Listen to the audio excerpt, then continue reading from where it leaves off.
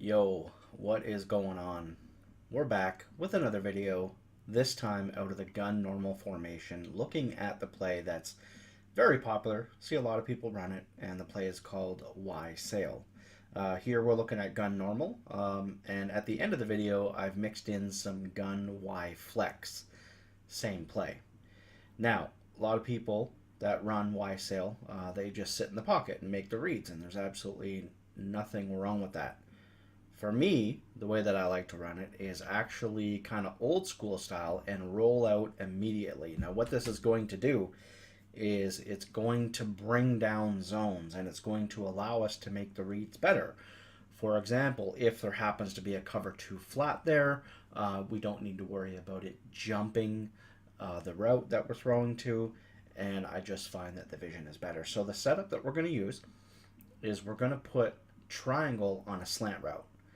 Now, as we go through the video, you're actually going to notice that these two routes do get quite close to each other, which can be a problem, but also for the most part, you're going to see that even when they are close together and our opponent is using, we're still able to hit one or the other, usually the guy in behind. So to get away from this, one thing that we can do is it really has to do with the speed of the tight end or the route running or whatever it is versus the speed of triangle and their route running.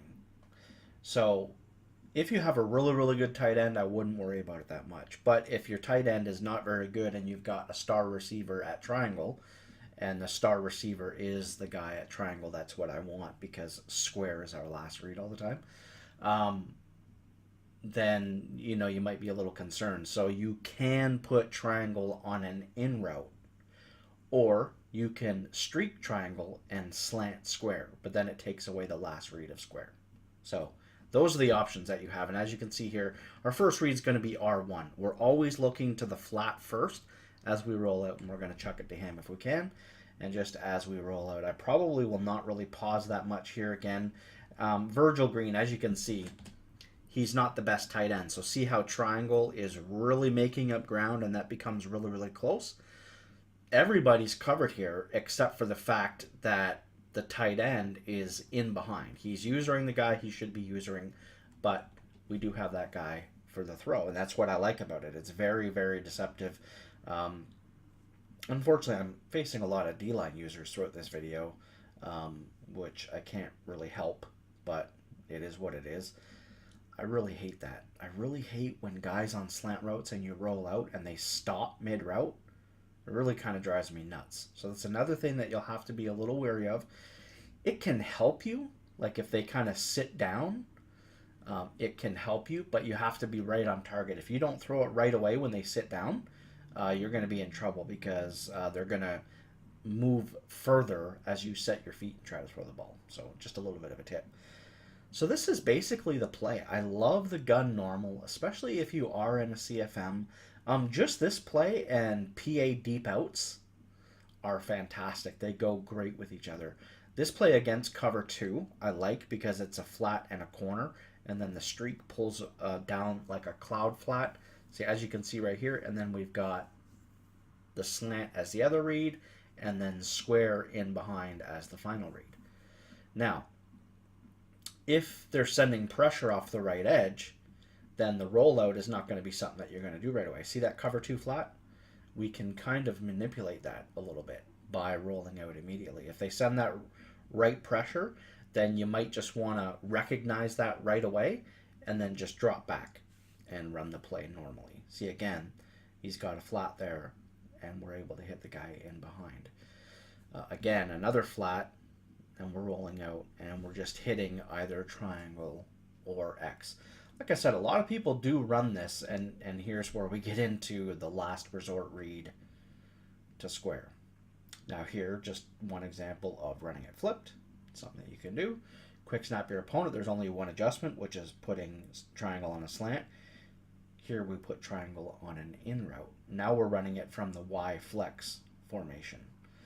It's a very basic play, except for me, all I'm suggesting is that you advance the play, make it better than what you see people running typically, and just roll out. I think it makes the play that much better.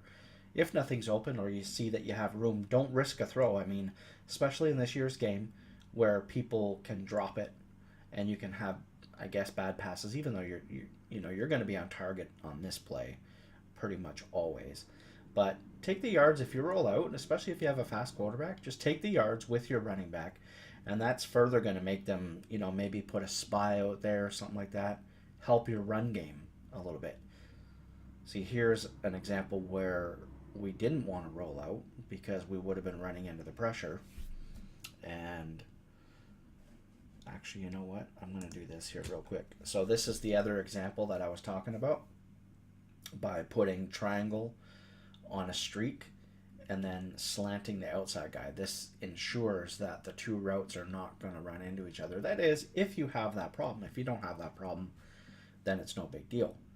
It really just depends on the level of your tight end. But we got a fast quarterback, so we're going to take off. Here he's usering, and then he lets him go, and we're going, what a nasty stiff arm. Anyway, that's it, guys. Y sail out of the gun normal, or a gun normal Y flex, or Y flex tight, or whatever it is. That's the video. I hope you guys liked another play, and I'm going to be posting another play here within the hour. So stay tuned for that. I'll see you guys soon.